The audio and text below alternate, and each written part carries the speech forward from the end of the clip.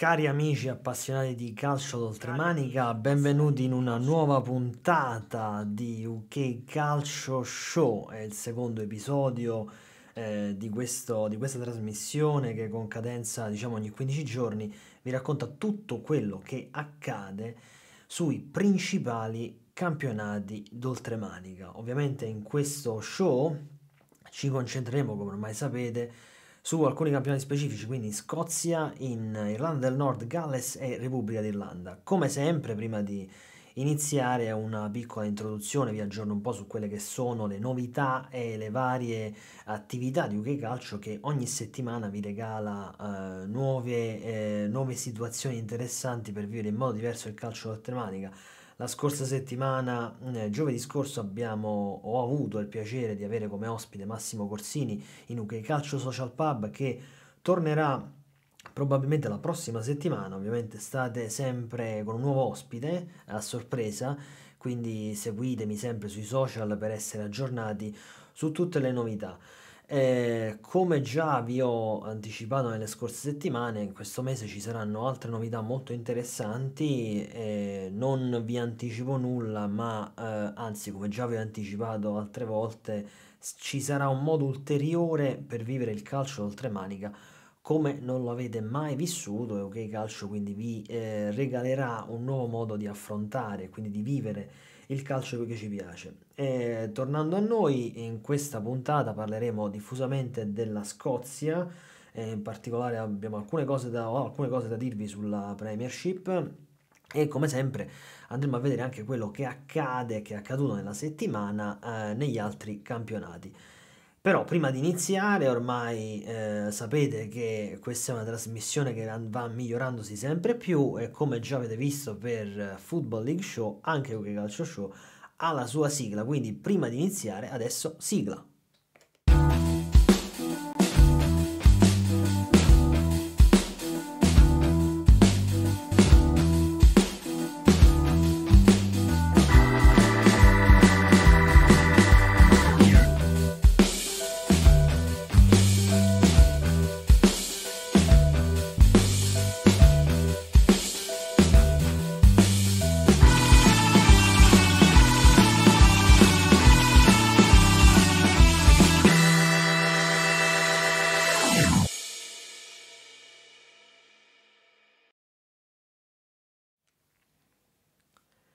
Benissimo, eccoci tornati in diretta, quindi partiamo subito, come sempre, iniziamo dalla Scottish Premiership e quindi vediamo un po' qual è la situazione. Io, come ormai siete abituati, vi lascio spazio alla classifica, quindi diamo un po' un'occhiata alla classifica, come sta procedendo il campionato scozzese. Beh, diciamo che abbiamo sempre al primo posto il Celtic Glasgow che continua a macinare punti, anche se come forse avete avuto modo di sempre di seguire sui social di UK Calcio, il 18 settembre ha subito una sconfitta abbastanza, come dire, a sorpresa contro il St. Mirren che sta mantenendo uno stato di forma veramente interessante e bisognerà vedere poi se questo stato di forma gli consentirà di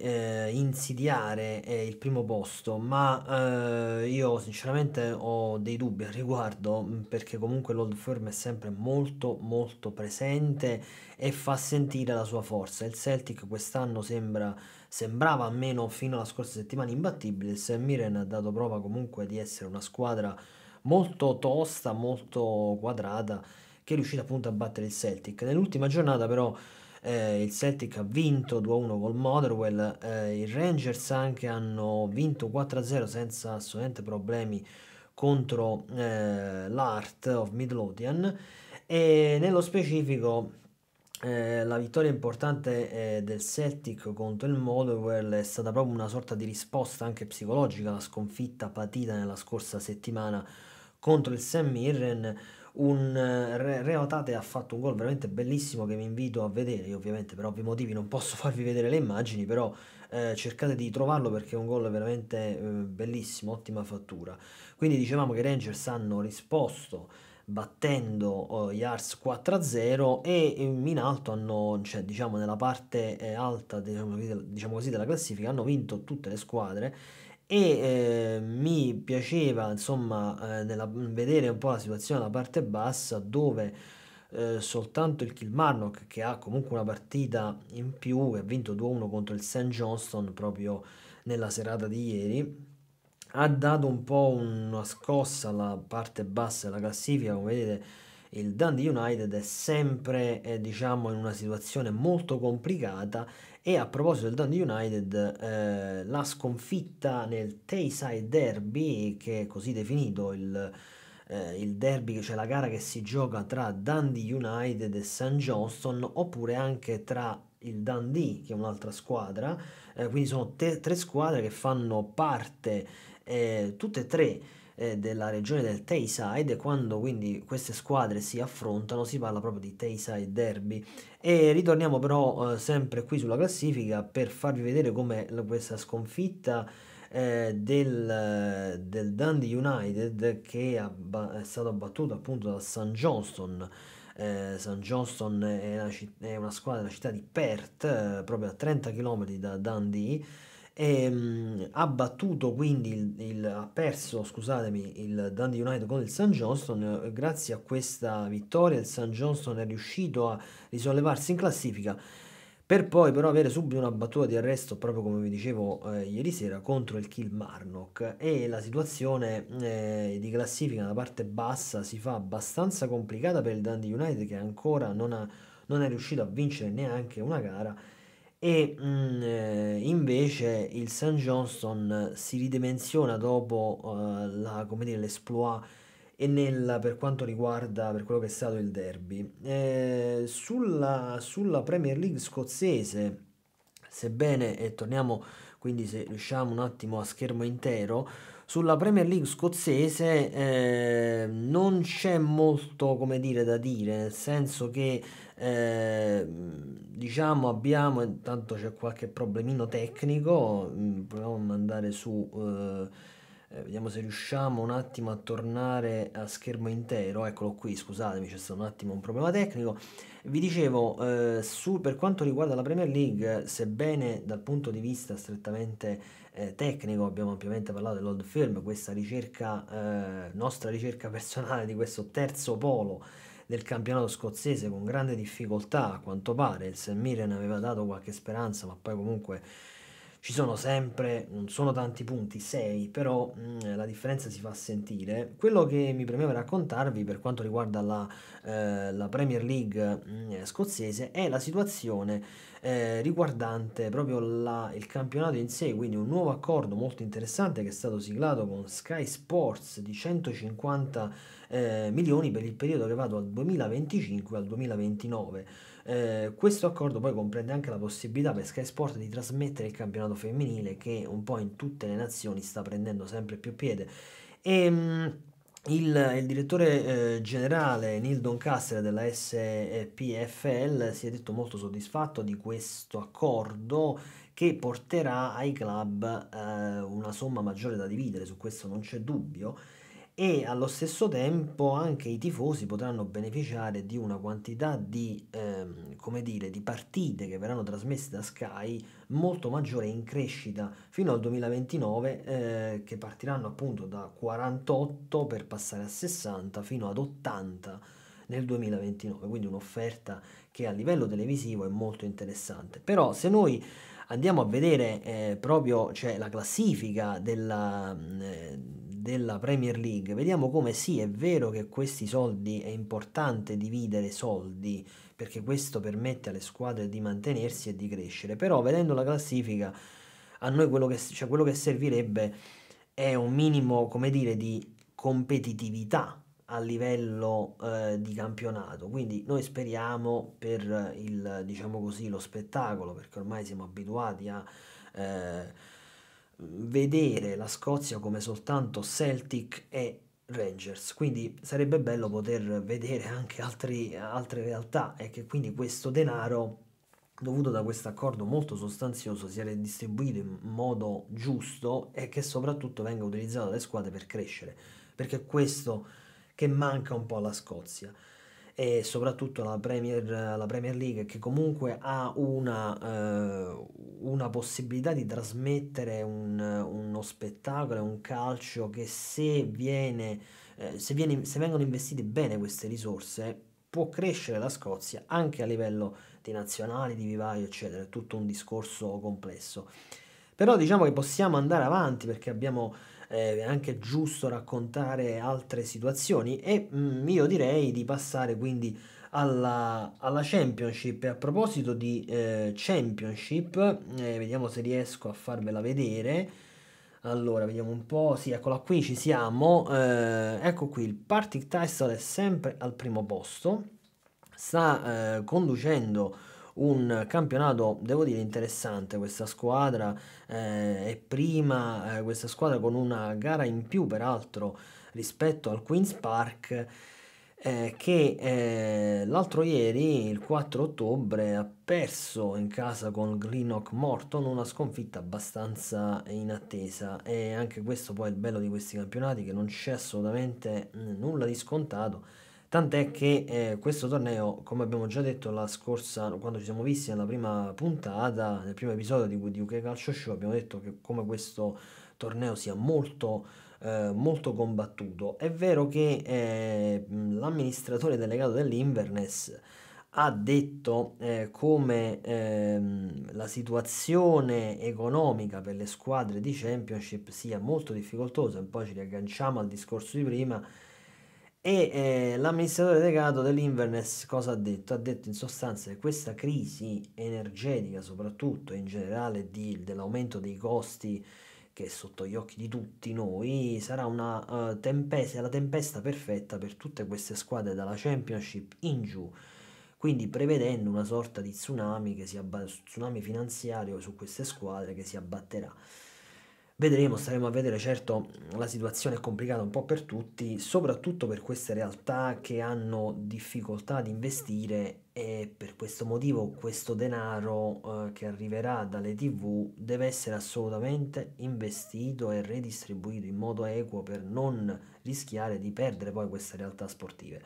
Quindi tornando sulla classifica della Championship, dicevamo il Partick Thistle sta mantenendo la vetta della classifica, complice anche i ritardi delle altre squadre, invece nella parte bassa non è che si muova un granché, diciamo che la situazione è un po' una situazione di stasi, visto che hanno perso tutte e tre le terzultime, quindi insomma una situazione per nulla semplice per quanto riguarda le squadre che si devono salvare.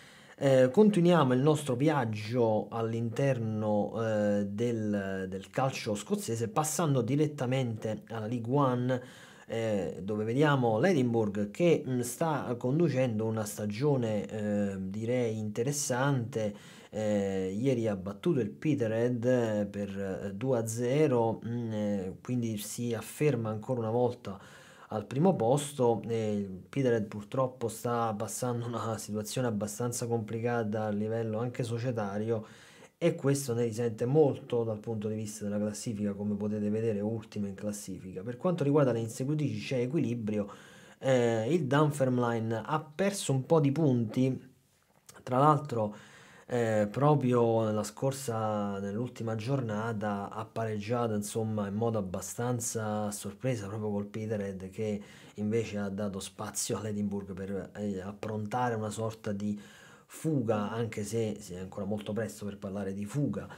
E invece per quanto riguarda, passando rapidamente, perché abbiamo ancora altri campionati a cui dare spazio, passando rapidamente a quello che sta accadendo in League 2, vediamo come il Dumbarton abbia davvero preso, possiamo dire, il volo, anche se diciamo che il pareggio contro il Forfar è stato un po' una sorpresa, per così dire. Quindi, però in ogni caso sta andando abbastanza forte, quindi sta giocando, sta esprimendo un buon calcio. È in una fase, nelle ultime due gare, una sconfitta e un pareggio, è una fase forse un po' calante, però è pur vero che le altre squadre, a parte lo Stirling che cerca comunque di tenere il passo e sembra al momento abbastanza una squadra abbastanza in forma.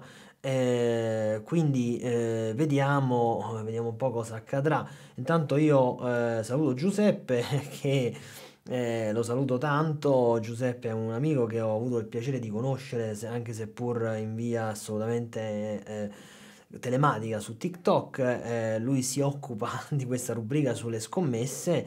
Lo saluto, finalmente so anche il tuo nome vero. Perché se non sbaglio è NBA Edit è il suo account su TikTok. Quindi diciamo che ora purtroppo mi sono perso il tuo commento, non so a quale terza in classifica ti riferivi, perché purtroppo mi sono perso il tuo commento. E quindi ritornando a quello che stavamo dicendo, quindi alla situazione League 2, il Dumbarton sta, diciamo, con una sorta di fuga, anche se lo Stirling Albion resiste e quindi continua questa lotta, l'Air United, sì, tra l'altro l'Air United sarà anche protagonista di Instagram su UK Calcio. Eh, quindi non vi anticipo altro perché non voglio spoilerarvi altro, quindi ricordatevi, grazie Giuseppe che hai fatto questo commento involontario, ma questo Air United sarà protagonista sul profilo Instagram di UK Calcio, quindi seguitemi così scoprirete in che modo. Tornando a noi, anche perché stiamo andando abbastanza lunghi in questa puntata, ma UK Calcio Show è così, c'è molto da dire, quindi dobbiamo dire tutto quello che c'è da dire per cercare di darvi una quanto più possibile, come dire, immagine di questi campionati, anche perché poi la Scozia è normale che prenda molto spazio.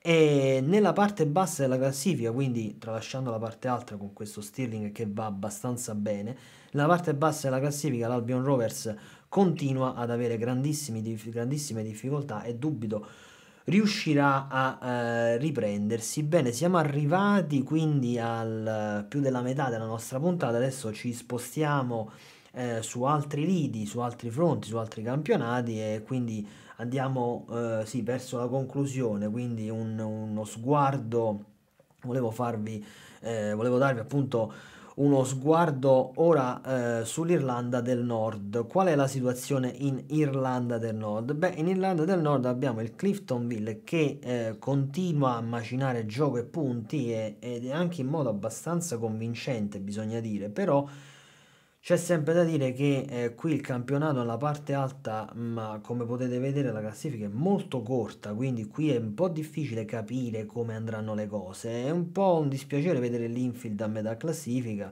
che sta attraversando un periodo un po' così e nei miei appunti avevo anche scritto, volevo appunto parlarvi della gara del Ballymena United che è l'ultima gara che è stata rinviata per un motivo abbastanza curioso, infatti come vedete a sole 7 gare, campo allagato. Se è vero, come è vero che i campi d'oltremanica spesso, questo lo vediamo anche quando ciò che accade per esempio nella Championship, non tanto nella Championship quanto in League 2 in Inghilterra, accade abbastanza spesso queste partite che vengono rinviate per campi allagati. Beh, questa è una cosa che va, come dire, sistemata perché il Regno Unito è la terra della pioggia, si sa che piove tanto, però i campi allagati, certo è vero che quando accade in Football League deve essere proprio una cosa estrema.